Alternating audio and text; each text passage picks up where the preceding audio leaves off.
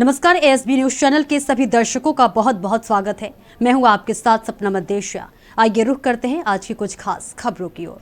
मैं रणबीर सिंह, जो जिस तरीके से यहाँ पे बताया जा रहा है कि यहाँ के जो कॉलेज हैं और बहुत हमारे मधुप जी ने जो बात बताई है कि ये तो एक थोड़ा सा नदी बता रहे हैं और हमारे लिए तो यही सागर है और इससे भी बड़ा महासागर कहा जाए, तो मैं सीधा रणबीर जी से बात कर लेता हूँ कि हाँ, यहाँ पर आज जो है नेताजी की धरती पर है और क्या आपके विचार और क्या कहना चाहते हैं। बहुत बहुत धन्यवाद आपको, आपके चैनल को।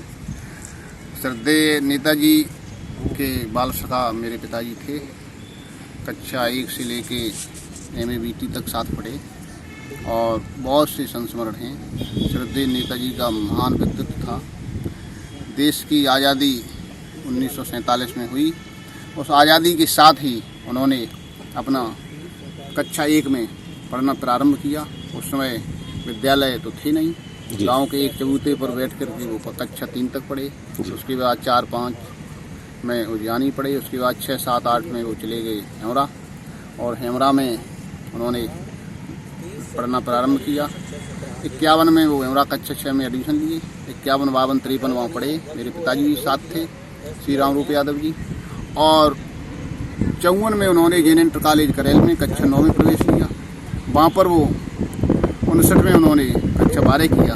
उसके बाद वो चले गए इटावा KK डिग्री कॉलेज में, जहाँ से उनकी छात्र जीवन की शुरुआत होती है राजनीतिक रूप में। वहाँ वो उस विद्यालय के KKDC के अध्यक्ष बने।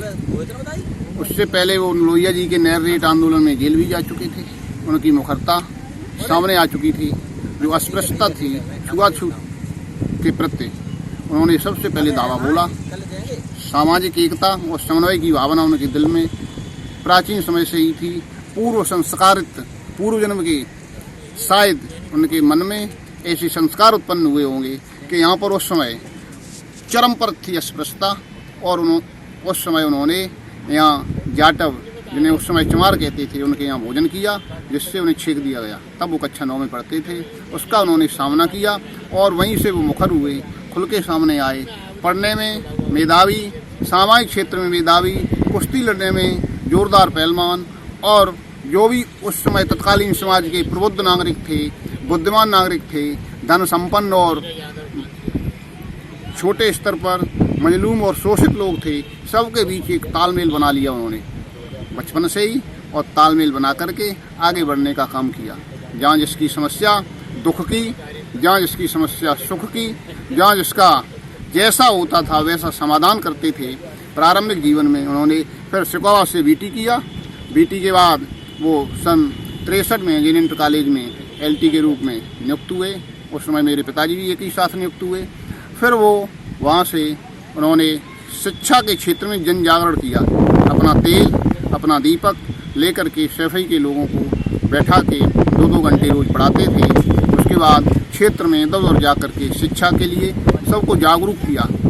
उस समय सीमेंट, गेहूँ और चीनी, अन्य चीज़ें ब्लॉक स्तर पर विद्युत के द्वारा संशोधित होकर के, विद्युत के द्वारा पास होकर के उन सबको रजिस्टर पर लिख करके गाँव से लिखते थे। फिर गांव में BDO से पास करा करके सूचना देने जाते थे। रास्ते थे नहीं, कच्चे थे, बालू थी, गड़े हुए रेत थे। उन सब पर चलते हुए साइकिल के द्वारा कितना उन्होंने प्रयत्न किया। प्रारंभिक समय में उन पर साइकिल भी नहीं थी। उज्जैनी के पास में जुआ खेल रहा था। नेताजी टावा से पढ़ के पैदल आ रहे थे। पिताजी भी साथ थे और वहाँ पर जुआ में उन्होंने, जो उनके सहयोगी थे, 1-2 लोग खेलते थे, उन्होंने उन पर दाव लगवा दिया। और उन्होंने वहाँ दाव लगाया तो साइकिल, रॉबिन हुड नाम की साइकिल वो जीत गए। उसी से वो उन्हें प्राप्त हुई उस जुआ में। उसी से वो इटावा जाते थे और आते थे। बहुत संघर्षों भरा जीवन है। छोटे छोटे व्यक्ति के पास वो पहुँचे और उससे जाकर के जुड़े। फिर उन्होंने 67 में विधायक का चुनाव लड़ा। जो उनकी ख्याति थी उस समय, तत्कालीन समय में गाँव दंगल लगते थे, वहाँ वो कुश्ती लड़ते थे, जिससे उनकी और ख्याति पहुँची, प्रसिद्धि हुई और वो चुनाव लड़े, चुनाव जीत गए। साइकिल से ही विधायक होने के बाद भी कार्बाइन इंजन पर आगे रख करके विद्यालय जाते थे और आते थे। एक व्यक्ति जिसके पैरों में जूता चप्पल नहीं थी और बाने पैर पढ़ने जाता था, जिसका प्रारंभ में ही धोती कुर्ता और टोपी ड्रेस थी। दूसरा व्यक्ति निचले पायदान से उठ करके ऊंचाई की सफर तक चलने के लिए उद्यत था, संघर्षरत था। सामाजिक साहस, चेतना जागृत करने का कार्य और उत्साह भरने का कार्य जनता में निरंतर करते रहे, आगे बढ़ते गए। 67 में चुनाव जीत गए, विधायक बने, उत्तर प्रदेश के सदन में पहुंचे, वहां पर गरीबों की बात रखी। 70 में चुनाव हार गए, फिर इमरजेंसी में 19 महीने झेल रहे। उसके बाद पुनः बाहर आए, चुनाव हुआ, जीते और सहकारिता मंत्री बने। तो लोगों ने बहुत मजाक उड़ाया कि उन्हें जैसा उनका कार्यशैली थी कि सहकारिता में उन्हें सहकारिता, पशुपालन और अति लघु कुटीर उद्योग मंत्रालय मिला था। तो लोगों ने बहुत मजाक उड़ाया कि जैसा उनका भैंसे चराने वाले, गाय चराने वाले का कार्य था, वैसे ही उन्हें मंत्रालय मिला। लेकिन उस मंत्रालय में उन्होंने बहुत मेहनत की। बिल्कुल गांव, ग्रामीण स्तर पर, ग्राम पंचायत स्तर पर समितियों का गठन किया, जिससे किसानों को खाद भी उस समितियों के माध्यम से सस्ते कपड़े और मिट्टी का तेल, केरोसिन मिलना प्रारंभ हुआ, जिससे उनकी ख्याति बढ़ी। पूरे प्रदेश में उन्होंने भ्रमण किया, पूरे प्रदेश को मथ करके रख दिया और फिर उत्तरोत्तर वृद्धि करते चले गए। दिन प्रतिदिन उनका राजनीतिक शिक्षण आगे बढ़ता चला गया, ऊंचाइयों को, आसमान को छूते चले गए। सन 80 में वो फिर चुनाव हार गए, उन्हें हरा दिया गया जबरदस्ती। उसके बाद उन्हें विधान परिषद में फिर नेता विरोधी दल, उनके ऊपर गोलियां चलवाई गई। उसके बाद अति सुरक्षा बढ़ाने के लिए चौधरी साहब का सानिध्य मिला, उन्हें नेता विरोधी दल बनाया गया और वो दोनों ही सदनों में नेता विरोधी दल रहे, MLC रहे। राज्यसभा ने जाने का कभी उन्होंने मन नहीं बनाया। लोकसभा, विधानसभा और विधान परिषद तीनों सदनों के सदस्य रहे और उत्तर प्रदेश की विधानसभा में नेता विरोधी दल, विधान परिषद में नेता विरोधी दल और मुख्यमंत्री की कुर्सी पर शोभायमान हुए। 89 में 5 दिसंबर 1989 को उन्होंने पहली बार मुख्यमंत्री के रूप में शपथ ली और जो भी सबसे पहले उन्होंने 10,000 रुपये तक का कर्जा माफ़ करने का काम किया। उस समय 10,000 रुपये बहुत बड़ी बात थी। उससे पहले कभी किसी भी सरकार ने कर्जा माफ़ करने के लिए सोचा भी नहीं था। शौचालय बनाने का काम उन्होंने 90 में किया, उससे पहले किसी ने शौचालय की तरफ ध्यान भी नहीं दिया था।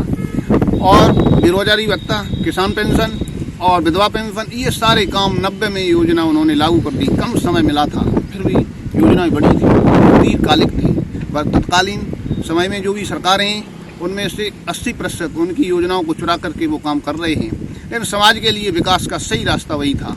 फिर वो जब 93 में फिर मुख्यमंत्री बने, उनका गठबंधन हुआ सपा और बसपा का काशीराम जी के साथ। उसमें तय था कि केंद्र की राजनीति बसपा करेगी, राज्य की राजनीति सपा करेगी।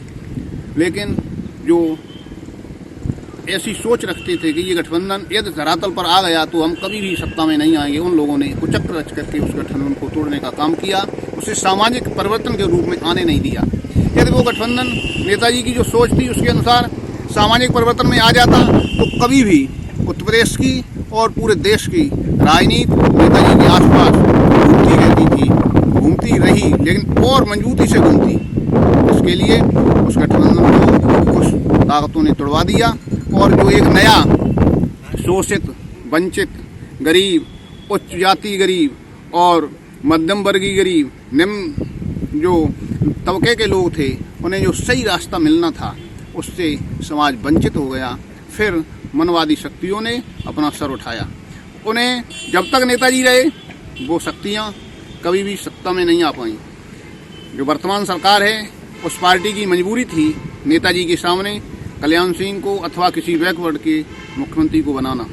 नेताजी की शक्ति 15 तक चरम पर थी। उससे पहले कोई भी सरकार, कोई भी पार्टी, कोई भी दल बिना नेताजी के उत्तर प्रदेश में पत्ता भी नहीं हिला सकता था। 96 में लोकसभा चुनाव लड़े और मैनपुरी से अच्छे मतों से जीते, जब उनके सामने एक ताकतवर क्रिमिनल टाइप का व्यक्ति उपदेश खलीफा, उपदेश चौहान लड़ रहा था। उससे कड़ा मुकाबला हुआ और नेताजी कभी डरे नहीं। सत्ता आती तब भी उनका उतना ही बीपी, सत्ता जाती तब भी उतना ही बीपी रहता था। विशाल हृदय के व्यक्तित्व वाले नेताजी थे। उन्होंने 96 में जब केंद्र में MP बने और तभी रक्षा मंत्री बने और बार बार जो उन्होंने अपनी बात रक्षा के क्षेत्र में रखी, जवानों को जो सुविधाएं दी, जवानों का मृत शरीर घर पर लाने का कानून बनाया और वेतन वृद्धि में, क्योंकि उनके बड़े भाई फौज में थे, सेना में थे, तो उन्हें दर्द था सैनिक के घर में क्या क्या परेशानियां होती हैं। शायद ही कम लोग जानते हो कि उनके बड़े भाई सेना में थे, कम लोगों को उस दर्द का भी एहसास होगा। लेकिन नेताजी जब बने, उन्हें मौका मिला तो उन्होंने वो सुविधा दी और उससे सैनिक आज भी अभिभूत हैं, गदगद हैं। और जो कल जो पिछले दिन चुनाव हुआ है उसमें भी केंद्रीय सुरक्षा बल के कई जवानों से मेरी बात हुई है, वो नेताजी के प्रति बहुत सहानुभूत रखते हैं। श्रद्धेय नेताजी ने कोई क्षेत्र, वकील, किसान, गरीब, मजदूर, कोई क्षेत्र छोड़ा ही नहीं जिसके लिए कुछ न किया हो। पत्रकार, किसी के लिए किसानों को सिंचाई एक मुफ्त माफ, चुंगी एक मुफ्त माफ, व्यापारियों के लिए 3/7 एक मुफ्त माफ, जो भी काम उनके सामने काम आया, जो भी सत्ता में रहते हुए फाइल लाए तुरंत माफ। आदरणीय मधुप जी की बात चल रही थी तो घिरोर में जब नेताजी सरकार में जब आए तो घिरोर के गुप्ता मंत्री बने देवेंद्र जी, और नेताजी की सरकार में कई तरह की घिरोर को सुविधाएं दी गई। और कल जब चुनाव था तो वहाँ के पूर्व चेयरमैन को थाने में बैठाया गया, पूरे दिन अभद्रता की गई। तो इस तरह से नेताजी तो मान थे ही, किसी भी जाति, धर्म और संप्रदाय के प्रति उनका कभी भेदभाव नहीं रहा। आज हमारे बीच नेताजी नहीं है, क्या एहसास हो रहा है कि नेताजी नहीं है? हाँ, बहुत बड़ा एहसास हो रहा है। श्रद्धेय नेताजी का आशीर्वाद, उनका व्यक्तित्व, उनकी बोलचाल, जो नेताजी से एक बार मिल लेता था वो यही सोचता था कि सबसे खास नेताजी मेरे हैं, सबसे ज़्यादा मुझे ही चाहते हैं, और उसके हृदय तक वो जाने का प्रयत्न करते थे, हृदय की गहराइयों तक बैठते थे। तो इसलिए श्रद्धेय नेताजी की कमी हम सबको हमेशा ही खलती रहेगी। आप सभी ने अभी इस वक्त जो है नेताजी की पूरी जो जुबानी स्टोरी सुनी है वो आप देख रहे हैं। यहाँ पे नेताजी की समाधि स्थल है। मैं कैमरामैन से कहूँगा नेताजी की जो समाधि स्थल है वो ये समाधि स्थल पे इस वक्त मैं मौजूद हूँ, और पूरा जो वाकया है वो इसी जमीन पर रहकर हमने आपको भाई द्वारा पूरी बात करवाई थी।